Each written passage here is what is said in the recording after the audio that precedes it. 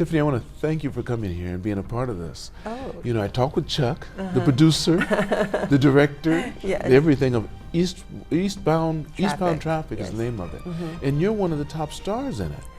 Yes, I'm also in shock when I received that message from Chuck. But before anything else, I would like to say thank you so much for inviting me again to your amazing podcast. Right. I see you grow and grow because I'm the one of the first. You sure were. You were one of my guinea pigs. You came in there. I said, Tiffany, can we talk about it? He said, sure, anything. I said, okay. It was a great right. conversation, I think. Like It was. To get to know each other as well. So That's thank true. you so much for having me Oh, again. no problem. No problem. I'm glad you're doing this. So, because I said, Chuck, you have to ask your stars if they'll do it. Because maybe you had a bad taste in doing it with me. He said, that guy, that's the best he could do with this podcast. No. But I say, I guess it must have been okay because you're back. Right, yeah. I'm So, excited to be so back. you're one of the main characters in this, Eastbound Traffic. Yes. So, he said it's based off of your life, kind of? Not 100%, but yeah, like I would say most of the stories that we're going to bring up in that film are based from my experiences living here in Japan. Okay. So what kind of experience have you had that have to do with human trafficking, or not human, sex trafficking, right? Yeah, which Yes. is, I think, not really a talk about when it comes to here in Japan, living in Japan, and as a foreigner, as a gaijin. I think this, my career, one of the very first careers that I have is working as a cabaret show, and in a trans community where it's very underground, and going back then, and there's so much things that I was so naive because that was the only first time I worked in Japan, and I thought like that's the career that I probably only have, and I've learned a lot from that, and also moving towards that career is experiencing doing hostessing in Kabukicho, in Shinjuku, as well as in That's right. What Ginza. chome? Is it ichome? Nichome. Nichome. Yes. I don't have the nerve to do it, but I knew about it for a long time. They told me there's one You've section. never been to Nichome? I've been through. I've gone through it, but I've never gone to it. But I kind of wanted to see, just out of curiosity, because I've always said this to people, and I still believe it. And if some people say when you're reincarnated, you come back man, woman, and sometimes you come back woman, or man, and it makes you more. I think I've come back man. No, I really do. I feel like that because I don't have any feelings outside of that, and I Right. love being a man. But yeah, I know. I Maybe can that's see. what I can definitely. You can feel that. sense You it. see I what I'm can feel saying? it. But, Yeah. and that, it's not being negative to anyone else. Exactly. I think But I that. think But I'm still curious. I want to yeah. see. But I guess it wasn't that curious. But now that I know you can take me there and we can find out. Exactly. I think it's also exploring what's it like and getting to know the community. And Nichome has been known in Japan as the most, that's like the San Francisco of Japan, right? Like, because that's like the area where all a lot of bars, a lot of restaurants run by LGBT. It's still that way cafes. now? Yes, it is still, and I think it's expanding. There's a lot of, I haven't been in a while, Okay. also because of COVID, I didn't go out, Oh, but good, I yeah. was in that industry in Nichome for more than 10 years. And also, continuing after Nichome, I also worked in Ginza for a little bit, Okay. which is also another high, Ginza is known for high-end when it comes to hostessing.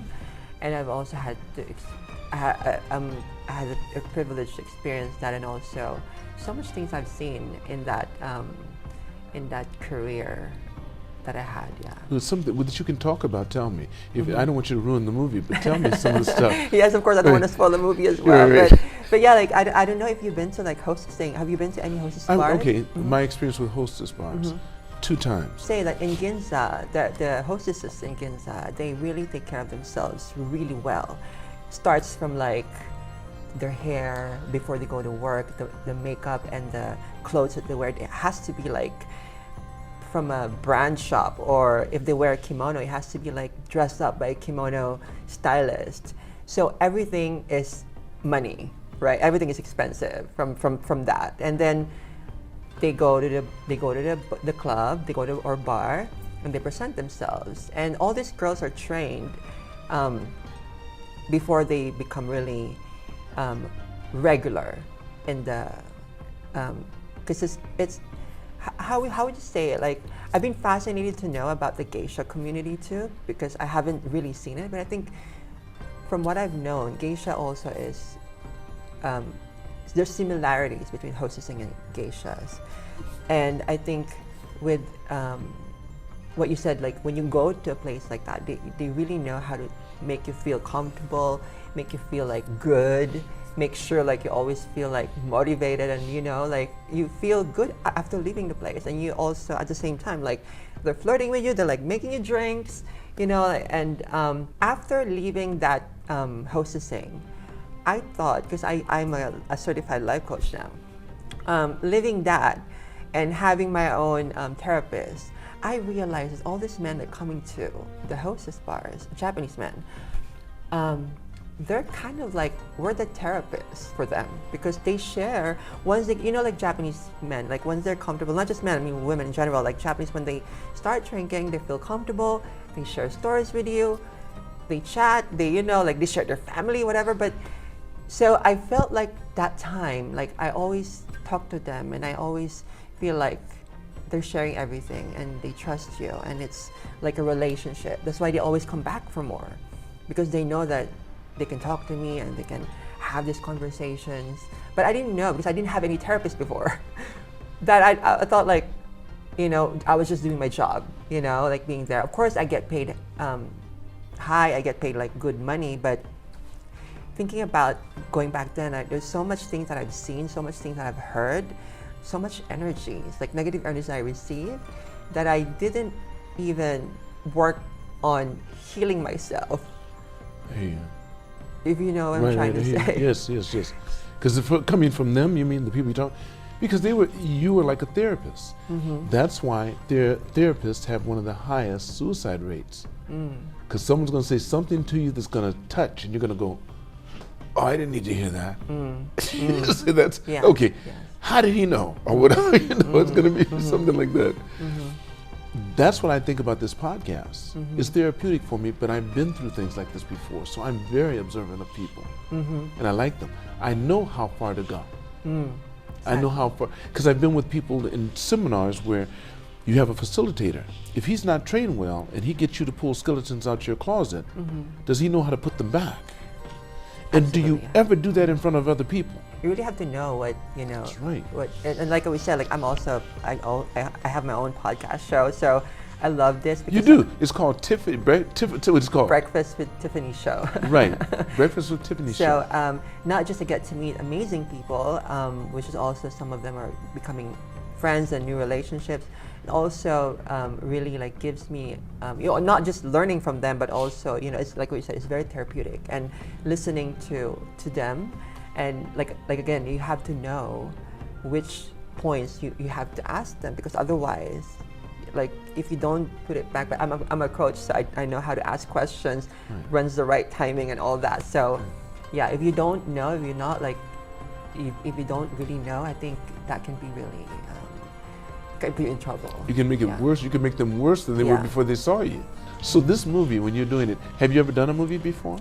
So when Chuck, the producer, asked me, because I know Chuck for more than, I believe it's going to be more than 20 years now. Was he in one of the clubs that you worked at?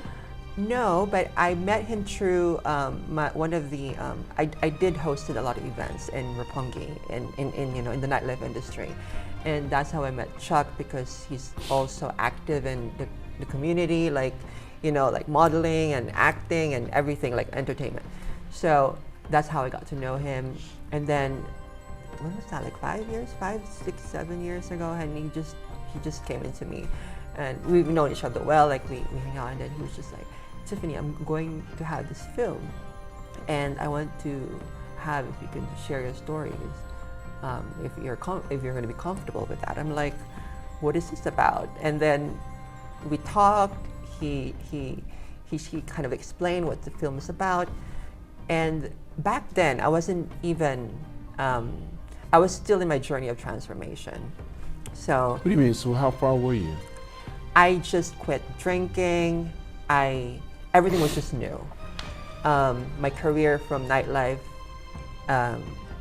turned into daytime, and also just in general, like I didn't notice back then that the toxicity around me was too much, that it really, I had this awakening that too much alcohol, too much drinking, part of that because also the industry itself, right? Like we talked earlier, the energy that I've been getting, in order for me to be numb and not like feel all these energies from people, I drank a lot of alcohol. And that's how I numbed it. To numb yourself, I got you. Yeah, because I didn't have any therapist. I didn't know I have to go to a therapist. And that's how I deal with all these energies that's coming into me. Okay, so Chuck, we talked about this film, and he said like, and you are also now in the transformation. So if you're, if you really want to share and your stories, and I trusted Chuck. He's such a good man, and he is. And he is. You can feel it. I really feel it. The message of the film. I know that he does a lot of stunt action and action films, which I'm not really that interested. But the story of this film, and to be able to share my story also, I think what's really convinced me to do the film. And so I told him, how can I do that? I never had any acting background, and I did modeling, which is I'm probably like okay with the camera, but I didn't have any acting background. How am I going to do that? And then he told me, because he had Chuck has a production called Quiet Flames Production, right.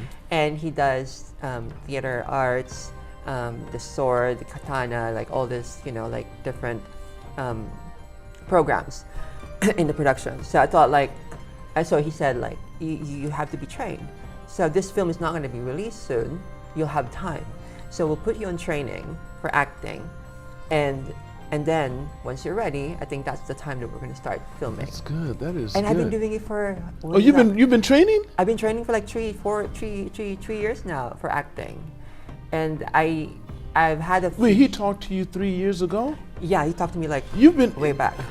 Yeah, he talked to me about this film way back. And I told him like, how am I gonna do this? And then. So you've been taking training? I've been taking training. So what kind of things do you do in your training? So at Quiet Flames, he had this American voice actor, Brendan Stellings, who left the country now, like several months ago. He trained me, like not just me, like there's several actors too, and also some of them from the film for that film, Eastbound Traffic. Started from scratch, and I've been doing it like consistently for 3 years, and I'm not 2 years, no, maybe 1 or 2 years, and it was a weekly thing that I have to attend. But I told Chuck before I start this, if I don't like it, I'm not gonna continue doing it.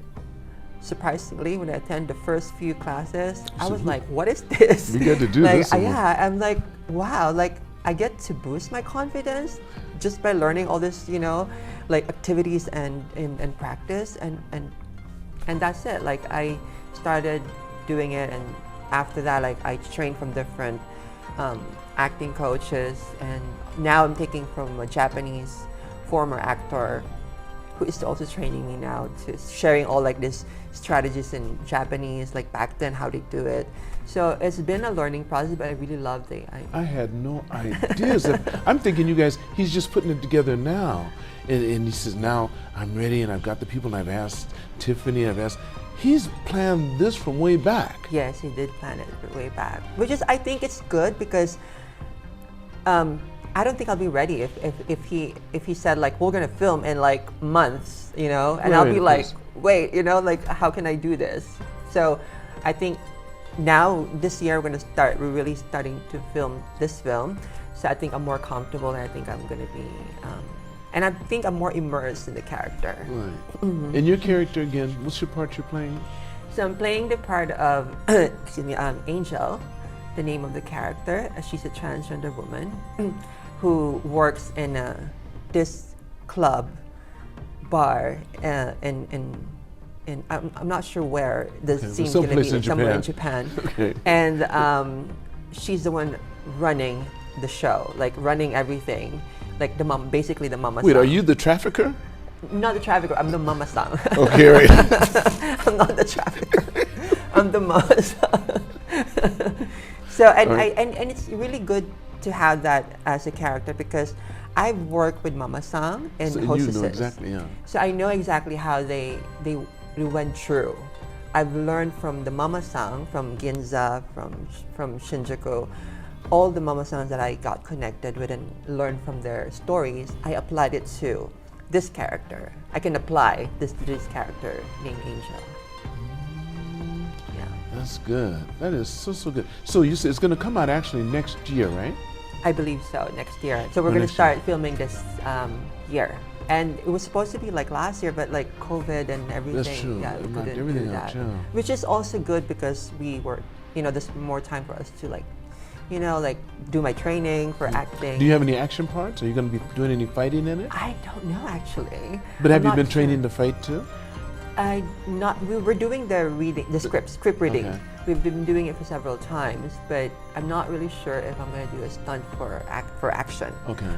But I don't mind. But I think it's like I haven't had that background of stunt, Right, right. Yeah, so I think if I'm going to do that, I need to learn You that. still as learn how well. to do a cartwheel or something. But one exactly. But one thing I've learned also I want to share recently. What's that? I started this year martial arts, which is Taekwondo. You're learning Chuck- Taekwondo? Yeah, You're in his class? Yes.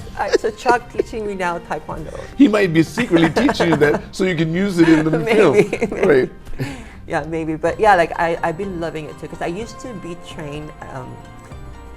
Not K1, the Kickboxing? Kickboxing. If you did it like this, you weren't trained. Yeah. So I was doing kickboxing. That's more like horseback riding or something. So I was doing kickboxing for a year with a professional trainer back then, and I loved it. And when I told Chuck that I'm interested to do the martial arts, which I never had any experience with martial arts, and now I'm loving it. And now I'm in the second, the color of the belt is yellow now. Okay. So I upgraded to one level, so which is exciting. That's good. Well, Tiffany, I'm really looking forward to seeing this movie. I think it's going to be fantastic. And I'm going along the way with you guys while you're doing it too. So I'm going to have some more of the stars on as well that are doing. Who else is in it? It's you and It's me as Chuck, which is the main character, and Alyssa. But he's playing a bad guy, he said. He is. He's like my boss. Oh, he's your boss. He's my so boss, you are yeah. a bad person. Wait, he's your boss. You guys are. So you're the bad side. There must be the good side coming in. This is going to be interesting. It will be very interesting, I think. Interesting. And there's so much things that in that industry that not talked about, Right, like right. the nightlife industry, the underground scenes. That I think this film is going to be based from our experiences and stories. So which is I think will be very very interesting. I think so. Well, on that note, thank you so much, Tiffany. Oh, thank you so much, Lance. I want to thank all of you for watching this, and we're going to have more to come for sure. Thank you. Thank you. Yeah.